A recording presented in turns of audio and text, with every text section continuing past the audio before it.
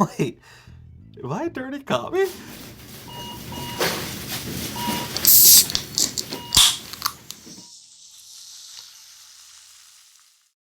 3 years ago, if you would ask me about God, I probably would have just scoffed at you. I never even considered about God. I was an atheist. Not edgy either, just kind of numb. Not, God's dead. I hate God, all kind of that stuff. But just more like I clock in at 6 a.m. and clock out at 6 p.m. and just wonder why. What was it all for? Work, pay bills, and die. Was that it? And then after work, get hammered enough to numb the pain of existing at the workplace? Having to numb the pain of existing in the first place? Basically, the thesis was this: I was alienated from my own humanity. That was my existence. One day, I made the conscious decision to grow my locks. And then I decided to stop drinking. I was making small changes. Those quantitative changes really started to add up, and I began to have an existential crisis. And I just flatly wondered why. And one night, sitting alone on my couch, I was watching a documentary, How to Change Your Mind. And all those quantitative changes finally added up into the form of an experience. And I mean an experience. It was eternal peace. It was bliss. It was that divine experience that people talk about when they say enlightenment. Not saying that I got enlightenment, but I got a taste of something. And that taste tore my world asunder. And from that point on, a new life began for me. It was almost as if the universe sat me down and was like, yo, dummy, you're a part of something bigger. Wake up.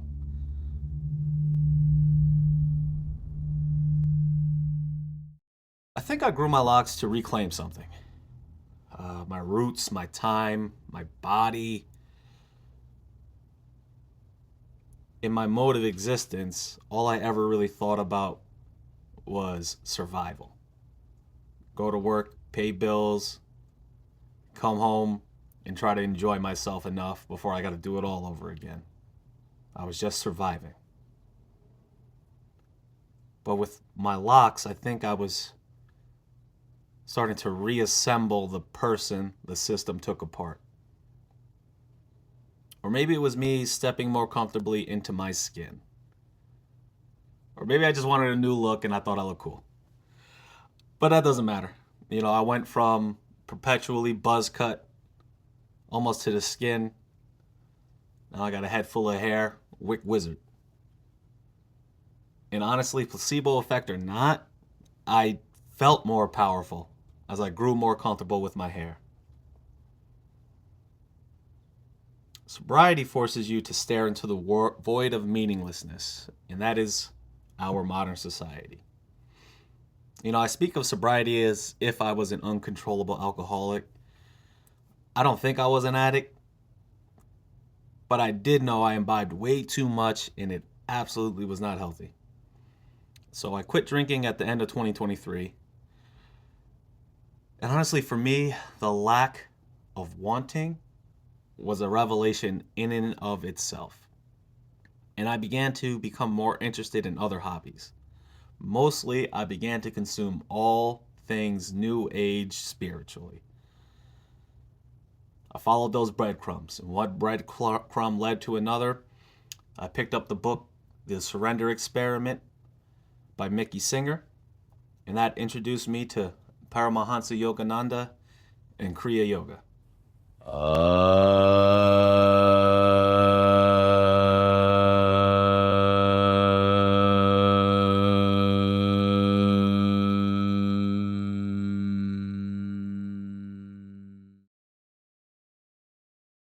silence of meditation, I heard nothing. My emptiness was filled with nothingness. And in that space, I began to brush the divine once again.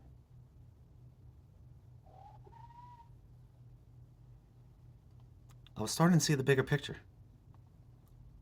I was forming an antithesis to my previous existence in this world. The universe and reality as I knew it was not what I had been told.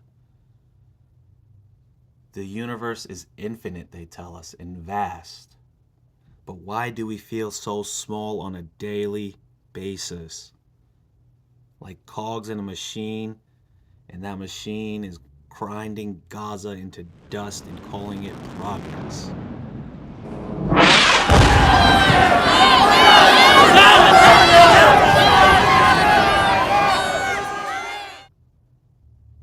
With the walls slowly crumbling, my spiritual rabbit hole turned into a search for answers in the physical world.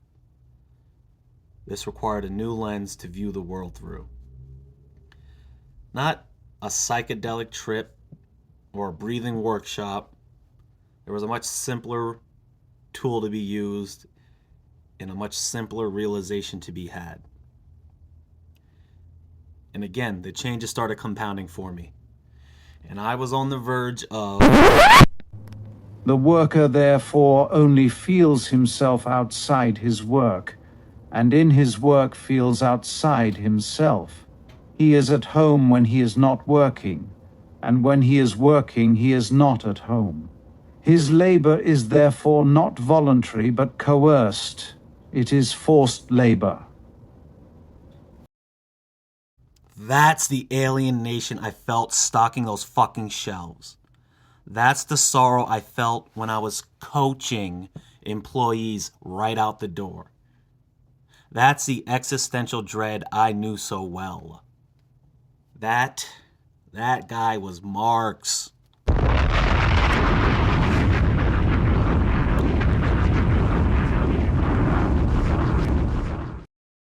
This Marx guy wasn't writing about 1844. He was writing about our here and now, about how capitalism severs us from our labor, our bodies, and each other. Paramahansa Yogananda says, "The world teaches you to seek happiness in money, sex, human love, various forms of entertainment, even destructive indulgences such as liquor or drugs, only to disillusion. You, again and again, when you find that, like poisoned honey, they may be sweet at first taste, but bring disappointment, boredom, or misery in the end." Marx says, The more the worker spends himself, the more powerful becomes the alien world of objects which he creates over and against himself. The poorer he himself his inner world becomes, the less belongs to him as his own. same damn thing. Both are about confronting the fiction that with the covetous materialism we have, capitalism brings happiness and prosperity.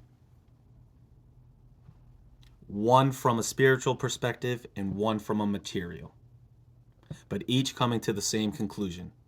Capitalism creates the very alienation and suffering that we try to escape. It's an endless feedback loop of suffering and misery.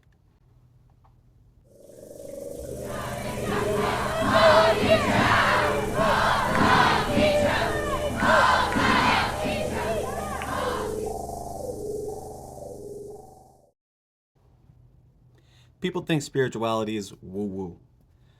But science keeps proving that grand notion of interconnectedness is possible. You know, I started reading about epigenetics, scratching the surface, but it seems like trauma has the potential to actually rewrite our DNA. So my mom's poverty, you know, my dad's time on the streets as a petty hustler, that capitalist violence they survived, that's in my blood. It could be in my very DNA. That's wild. Just by sheer chance of being born here and now, I was infected with capitalism. Capitalism isn't just economics, it is biological warfare. Or let's get even crazier. Quantum entanglement. Particles communicating across space-time? Huh? Could that maybe inform my moment on the couch? I don't know. I think it might have something to do with it. I do see now that time on the couch as the ignition of my journey towards class consciousness. When your struggle becomes mine across time and across the aisles of CVS and Walmart. We are connected. Solidarity.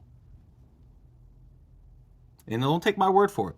All the old factory workers, industrial workers, I feel like they had that same realization, that same moment of spark when they found out that their boss's profit is their stolen life. And I think Angela Davis says it best. Radical simply means grasping things at the root. To me, the root is this. We are made of the same basic elements that have existed since the beginning of it all. At a root level, the hydrogen, oxygen, nitrogen, we are the universe. And if we are the universe, if we're made of the same stuff, does that make us God? And if we're not God, did we make him? I'm starting to believe that we are or/did. And we express our divinity when we share food instead of hoarding. We teach each other our value at the workplace. We shut the fuck up when cops are around. When we do those things, we're remembering what capitalism wants us to forget, that we are the universe, and the universe demands liberation.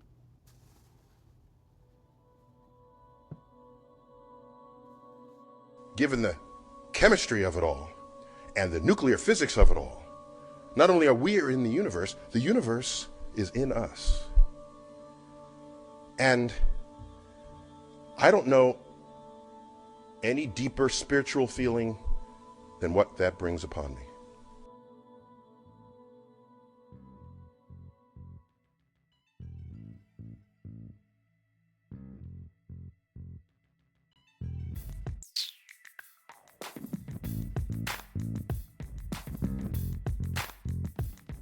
I'm a newly minted MLer, grasping for answers. Am I a heretic?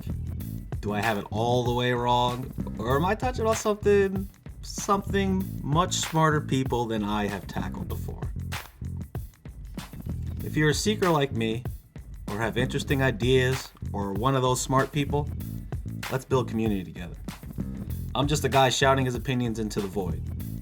But I'm here to learn, organize, and if the revolution requires it, fuck shit up.